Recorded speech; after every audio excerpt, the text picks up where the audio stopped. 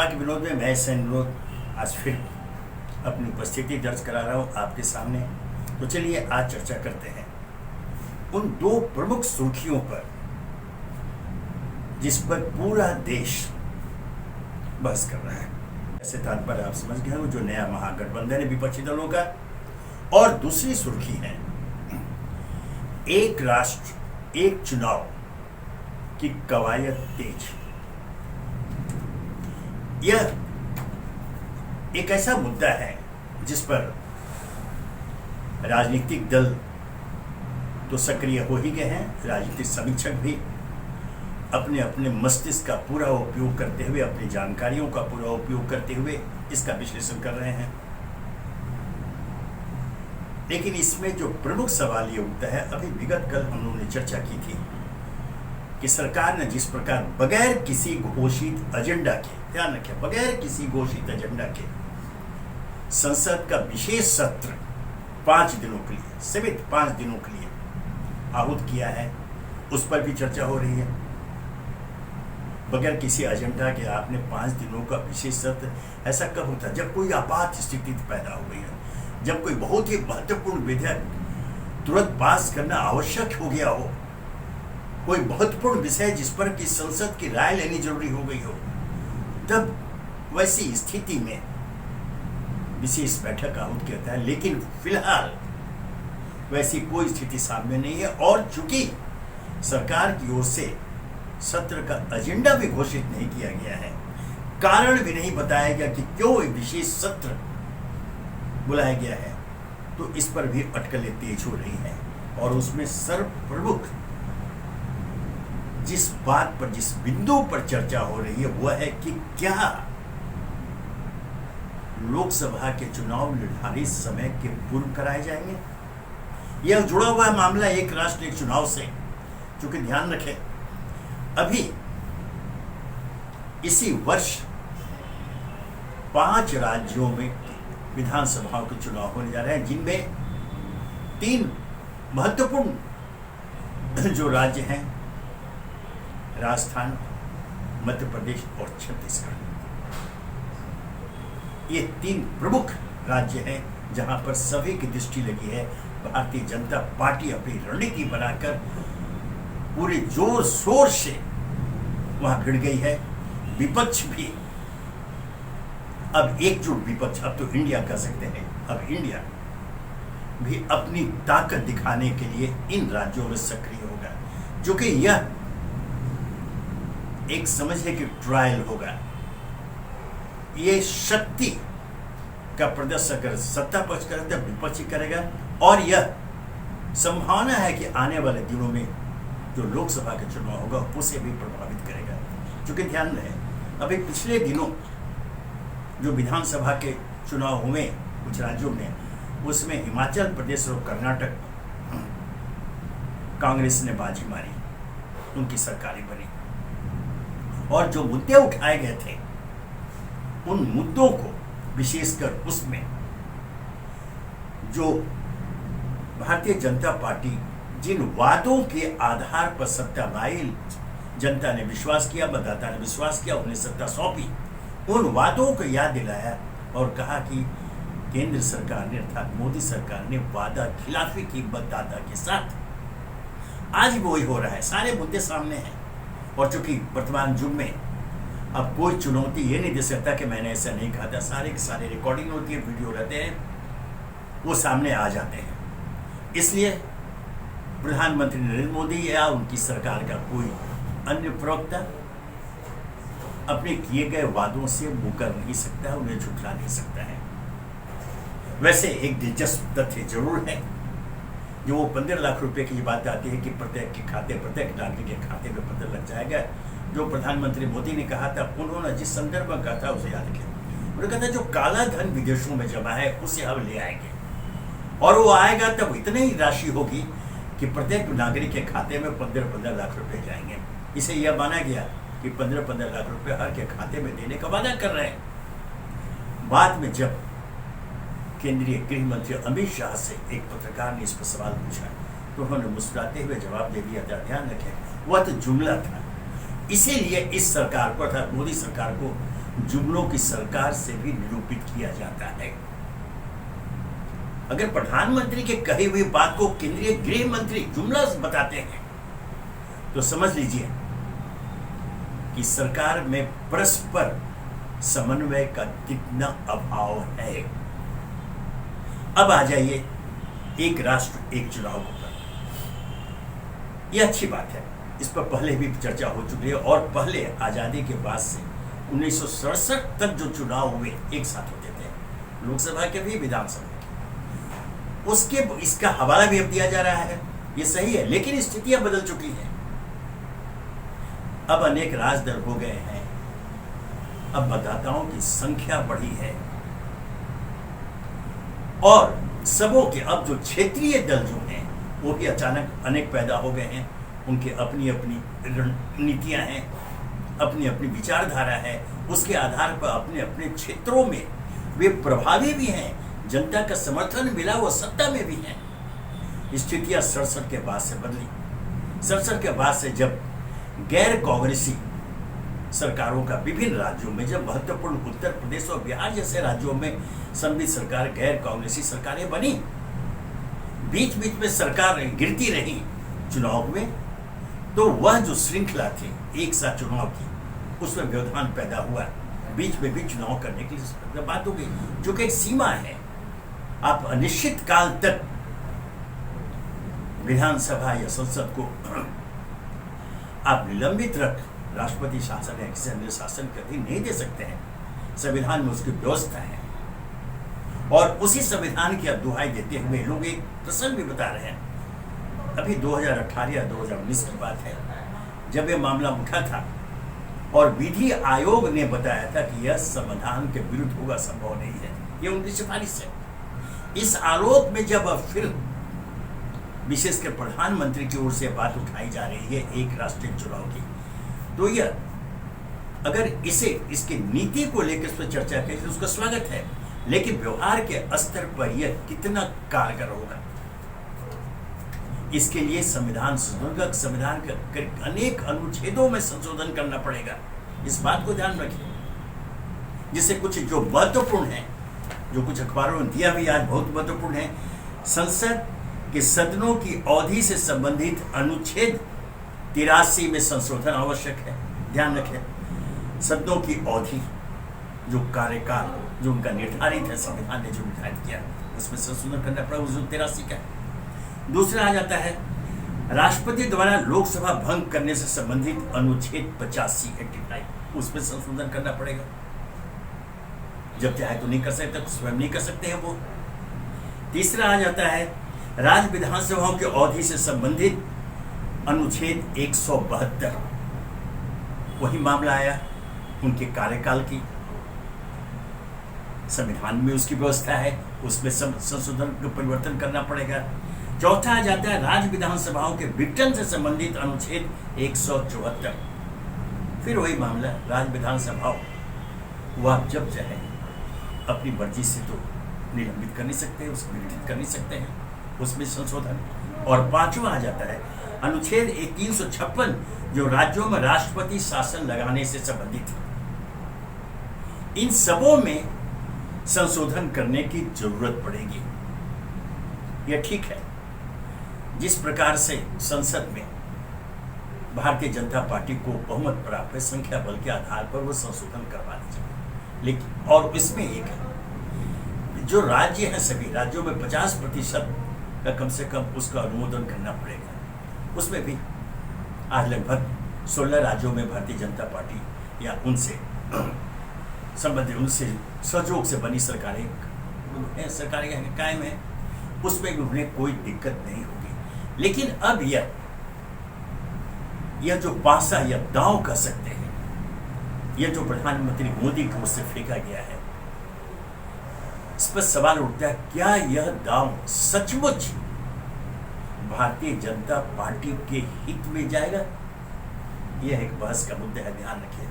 क्योंकि आज की जनता, आज का मतदाता काफी समझदार हो चुका है, हर बातों वो अपनी गणित के आधार पर उसका विश्लेषण करने में सक्षम है।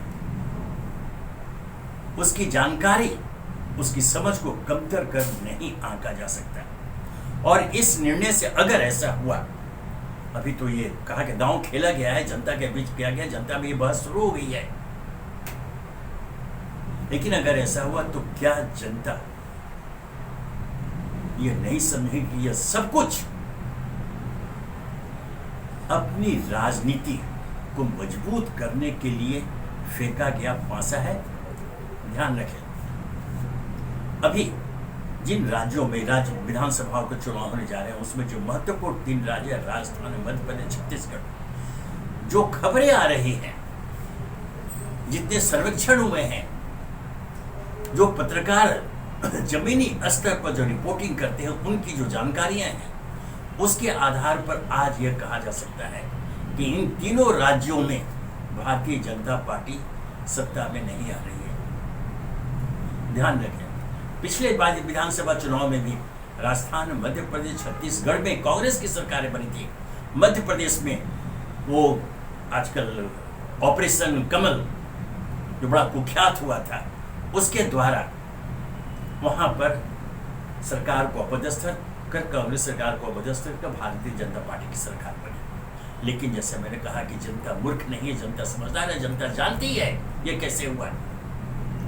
मध्य प्रदेश के मतदाता जानते हैं कि किस प्रकार ज्योतिरादित्य सिंधिया को अपने पाले में लाने के लिए उन्हें प्रलोभन दिया गया, उन्हें केंद्रीय मंत्री बना भी दिया गया, और वह अपने समर्थकों के साथ अलग हुए थे। सरकार का वहां पतन हुआ।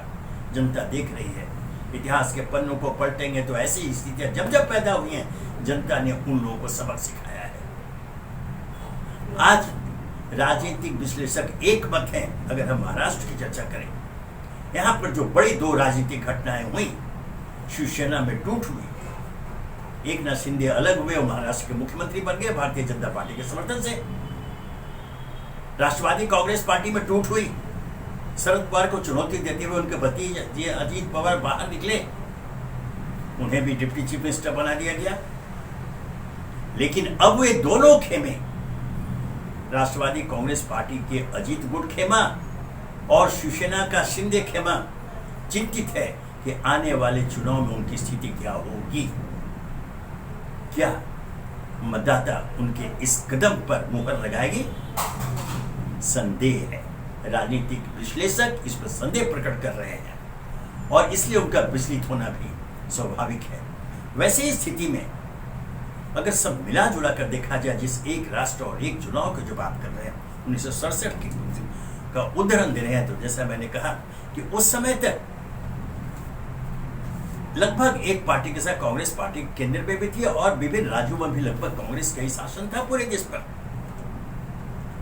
कोई परेशानी नहीं थी। उसके बाद जो संयुक्त विधायक दल सभी सरकारों की परंपरा शुरू हुई, गैर कांग्रेसी सरकारें बननी शुरू हुई, तब ये बीच में ये अड़चन पैदा हुई, चुनाव होने शुरू हुए और तब इस स्थिति है कि हमेशा लगातार कोई ना कोई चुनाव होते रहते हैं। किसी राज्य में, किसी एक राज्य में, फिर दूसरे राज्य में, फिर तीसरे, चौथे, 5वें राज्य में। हाँ, ये ठीक है। बीच में लोकसभा के चुनाव में भी अड़चनें पैदा हुई थी, उसका क्रम टूटा था उसके अवधि को लेकर। इसलिए जो भी मैंने कहा कि 5 अनुच्छेदों में, संविधान के 5 अनुच्छेदों में संशोधन की आवश्यकता पड़ेगी। अब ये देखना दिलचस्प होगा कि सरकार अपने संख्या बल के आधार पर, सरकार से मेरा आशय है केंद्र सरकार, भारतीय जनता पार्टी सरकार अपने संख्या बल के आधार पर इन अनुच्छेदों में संशोधन करवा पाती है या नहीं। क्योंकि एक बात आपको बता दूं कि भारत देश है, हर भारतवासी पहले अपनी भारत माता के प्रति समर्पित है, उनके चरणों में समर्पित है, उस पर किसी प्रकार की आंच वो नहीं आने देना चाहते। राजनीतिक विचारधारा अपनी जगह, लेकिन राष्ट्रीय विचारधारा, भारत माता के प्रति समर्पण, मान सम्मान, वो अपनी जगह, उस पर कोई समझौता नहीं। आज एक सच जो मीडिया में नहीं आ पाता है, कारण आप सभी जानते हैं कि मीडिया का वह जो बड़ा वर्ग है जो किसी न किसी प्रकार से, चाहे कारण कुछ भी रहा हो, कारण आपको भी जानकारी, हमें भी जानकारी है, कई अवसर पर हम चर्चा कर सकते हैं, वो दंडवत मीडिया के रूप में कुख्यात हो चुका है।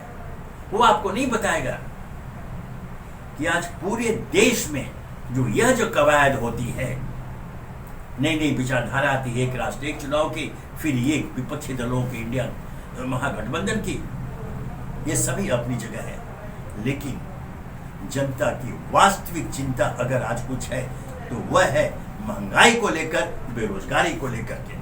आज महंगाई की मार से प्रत्येक गरीबों की कमर पर चोट पहुंच रही है, चाहे वो किसी भी वर्ग का हो, चाहे निम्न वर्ग का हो या उच्च वर्ग का हो या मध्यम वर्ग का हो, वे सभी इससे परेशान हैं, इसके मार को झेलने में असमर्थ हो रहे हैं। वो चर्चा इस पर चाहते हैं, केंद्र सरकार की ओर से इस पर कोई भी सफाई नहीं दी जाती, बल्कि वैश्विक आंकड़ों को रखकर, कागजी आंकड़ों को लेकर बताया जाता है कि हमारी आर्थिक स्थिति बहुत मजबूत होती जा रही है, हम विश्व में एक मजबूत अर्थव्यवस्था बनने जा रहे हैं। सही है, अच्छा लगता है सुनने में, लेकिन अगर महंगाई की मार से हमारी कमर झुक जाए तो फिर वैसी बेहतर अर्थव्यवस्था को लेकर हम क्या चाटेंगे?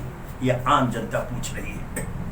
उसे चाहिए सस्ती दरों पर सामान, उसे सस्ते पेट्रोल डीजल चाहिए, उसे सस्ते गैस सिलेंडर चाहिए, उसे सस्ते आलू साग सब्जी चाहिए, चावल दाल आटा चाहिए। उसे इससे कोई मतलब नहीं है। इसके बाद ये आती है कि अगर हम वैश्विक स्तर पे मजबूत अर्थव्यवस्था के रूप में उभरते तो हम शान से कर सकते हैं हम वो भारतवासी हैं। लेकिन महंगाई के साथ साथ फिर दूसरी बात, बेरोजगारों की बढ़ती फौज, बढ़ती पंक्ति, वो जो लंबी बेरोजगारों की पंक्ति जो देखते नहीं पड़े, उनके पास रोजगार नहीं। हास्यास्पद रूप से सरकार के उस आंकड़े पेश किए जाते हैं। ये तो सही है, कोई इनकार नहीं कर सकता कि 2014 में चुनाव के पूर्व प्रधानमंत्री, उस समय प्रधानमंत्री पद के उम्मीदवार घोषित कर दिए गए थे। नरेंद्र मोदी ने स्वयं कहा था कि हम प्रति वर्ष 2 करोड़ लोगों को रोजगार देंगे। आज लगभग 9 साल तो पूरे हो गए, 10वां छोड़ दिए, तो 9 साल में ही 18 करोड़ युवाओं को रोजगार मिलना चाहिए था। नहीं मिला।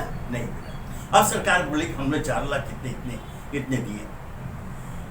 जो प्रधानमंत्री घूम कर नियुक्ति पत्र का वितरण कर रहे हैं, वह नए रोजगार सृजन कर नहीं दे रहे हैं।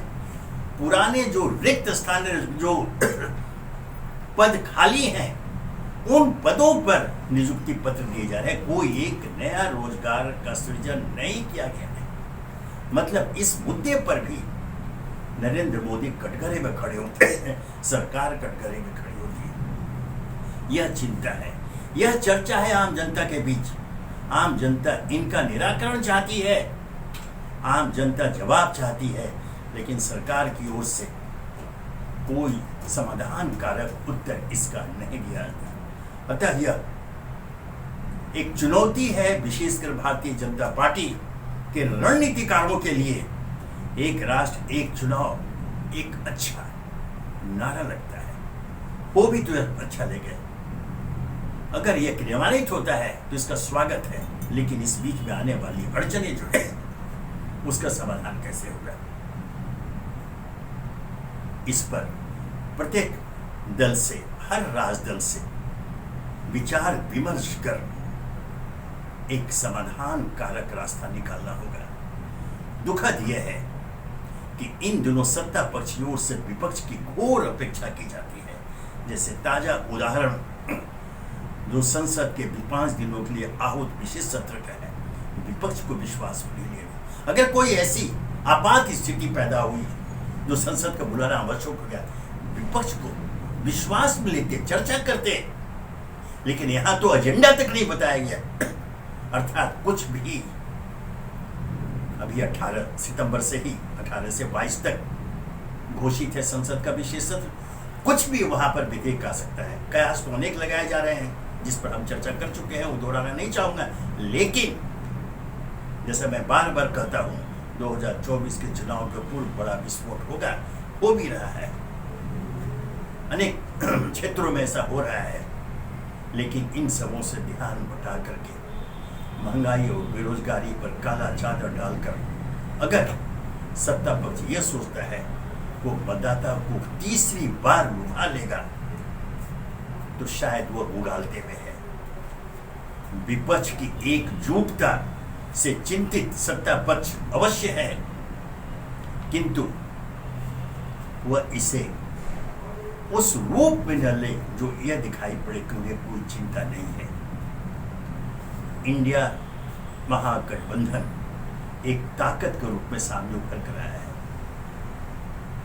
उसने घोषणा भी कर दी है वो सभी मिलकर चुनाव लड़ेंगे और इस माह सितंबर माह के अंत तक वो सीटों के बंटवारे पर उनके बीच कोई एक समझौता भी हो जाएगा, नीति भी तैयार हो जाएगी।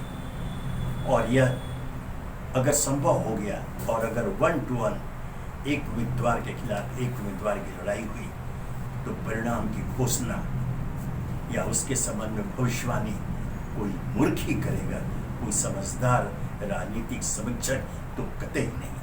धन्यवाद।